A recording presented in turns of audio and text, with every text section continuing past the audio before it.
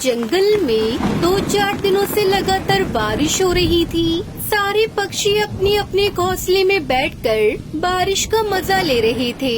जिन पक्षियों के घोंसले पक्के थे उनके लिए तो बारिश बहुत अच्छी थी, लेकिन जिनके घोंसले कमजोर और बिना छत वाले थे, बारिश उनके लिए जरा भी अच्छी नहीं थी। बहुत जोर से बारिश पड़ती जा रही थी। देखते ही देखते बारिश का पानी जंगल में जमा हो गया। जैसे जैसे बारिश तेज होती गई, बारिश का पानी पक्षियों के घोंसले तक पहुंचता गया। अरे बाप रे बाप, बारिश का पानी मेरे घोंसले में आ गया। मुझे जल्दी से बाहर निकलना होगा, और मैं अपने अंडे के साथ यहाँ से कैसे बाहर निकलूंगी? तभी वहाँ पर कालू कौवा आ जाता है। अरे कालू भाई, इतनी तेज बारिश में तुम यहाँ कैसे? अरे टुनटुनी, क्या तुम्हें पता नहीं? अभी थोड़ी ही देर में जंगल में बहुत बड़ा तूफान आने वाला है। उसमें हम सब पक्षियों का घोंसला टूट जाएगा। चलो यहाँ से, हम सभी को यहाँ से किसी सुरक्षित जगह पर जाना होगा। जब तक ये बारिश चलेगी हम सब वहीं रहेंगे। मगर कालू भैया, मैं संडे को छोड़कर कैसे आ सकती हूँ? टुनटुनी, अगर तुम अभी यहाँ से बाहर नहीं आई तो तुम इस तूफान में फंस जाओगी। तुम एक काम करो, यह अंडा अपने साथ लेकर ही चलो।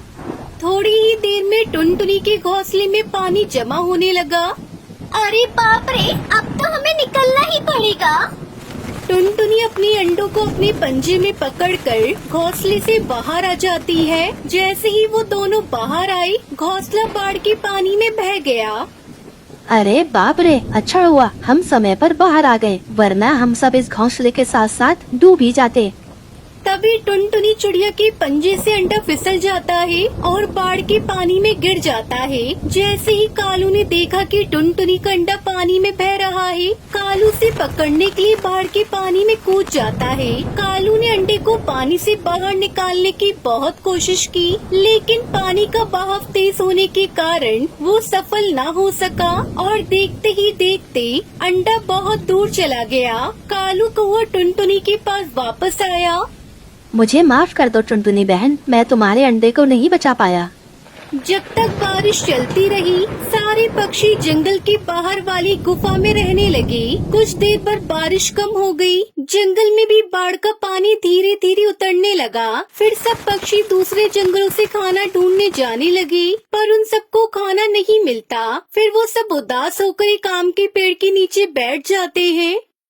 पक्षियों, बारिश का कहर तो खत्म हुआ, लेकिन अभी भी हमारी मुश्किलें कम नहीं हुई है। उस भयंकर बारिश की वजह से हमारे घर जमा हुआ भोजन सब खत्म हो गया। कितने दिन हो गए हम सब पक्षियों ने खाना नहीं खाया। इस तरह भूखे रहने से तो हमारी मौत हो जाएगी।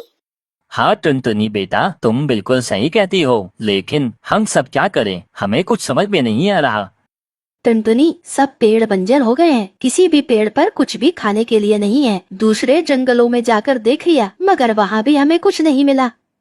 कालू भैया, आप सब परेशान मत होइए। ऊपर वाले ने चाहा तो सब अच्छा होगा। इस तरह हिम्मत हारने से कुछ भी नहीं होगा। आप लोग मुझे देखिए, इस बारिश ने तो मुझसे मेरा बच्चा छीन लिया, फिर भी मैं अपनी हिम्मत नहीं हारी। इस तरह वो सब पक्षी बहुत दुखी थे। तभी वो आम का पेड़ बोलता है, पक्षियों, तुम सब घबराओ मत, तुम सबकी परेशानी दूर हो जाएगी। हिम्मत से काम लो। सुनो टुनटुनी, मेरे ऊपर एक आम बचा है, तुम उसे तोड़ कर लाओ। फिर टुनटुनी चिड़िया आम के पेड़ की बात मानकर वो एक आम तोड़कर नीचे ले आती है। लीजिए पेड़ भैया, मैं आम तोड़कर ले आई हूँ। बताइए अब इसका क्या करना है, क्योंकि इस आम को खाने से हम पक्षियों का पेट तो नहीं भरने वाला। टुनटुनी चिड़िया, ये कोई मामूली आम नहीं है, बल्कि जादुई आम है।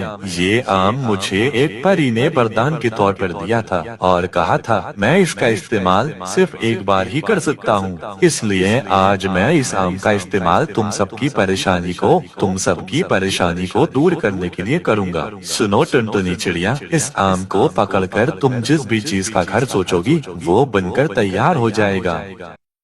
फिर टुनटुनी चिड़िया उस आम को पकड़कर अपने मन में एक विशाल आम के घर के बारे में सोचती है। तभी कुछ मिनटों में वहाँ एक विशाल आम का घर बनकर तैयार हो जाता है, जिसे देखकर सब पक्षी दंग रह जाते हैं।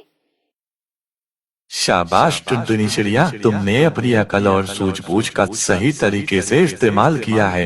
ये विशाल आम का घर तुम सब पक्षियों के लिए काफी है और तुम जानती हो इस आम के घर के अंदर तुम्हारे जरूरत की हर चीज मौजूद होगी और तुम सब पक्षियों के लिए भरपेट खाना भी होगा।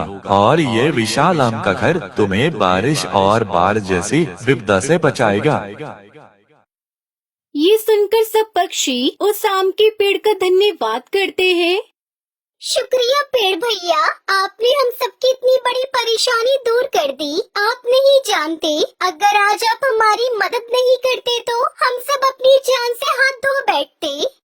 ये कहकर वो सब पक्षी उस विशाल आम के घर के अंदर चले जाते हैं। अरे वाह टुनटुनी, ये आम का घर कितना सुंदर है और यहाँ देखो कितने सारे आम खाने के लिए रखे हैं। मुझे तो अपनी आंखों पर विश्वास ही नहीं हो रहा है। फिर वो सब पक्षी आम के घर में रहने लगते हैं। ऐसे ही काफी दिन गुजर जाते हैं। तभी बाहर से सुंदरी कौवी के चिल्लाने की आवाज आती है। फिर सब पक्षी आम के घर से बाहर आते हैं। अरे सुंदरी कौवी, तुम ये क्या कर रही हो? इस मासूम सी बच्ची को इतना क्यों मार रही हो? टुनटुनी बहन, आप नहीं जानती, ये दूसरे जंगल से आई हुई चिड़िया की बच्ची मेरे घर में खाने की चोरी कर रही थी। वो तो मैंने इसे रंगे हाथों पकड़ लिया। आंटी, मुझे बहुत भूख लगी थी, इसलिए मैंने इनके घर पर थोड़ा खाना चुरा लिया। तभी एक बूढ़ा कबूतर वहाँ आता है।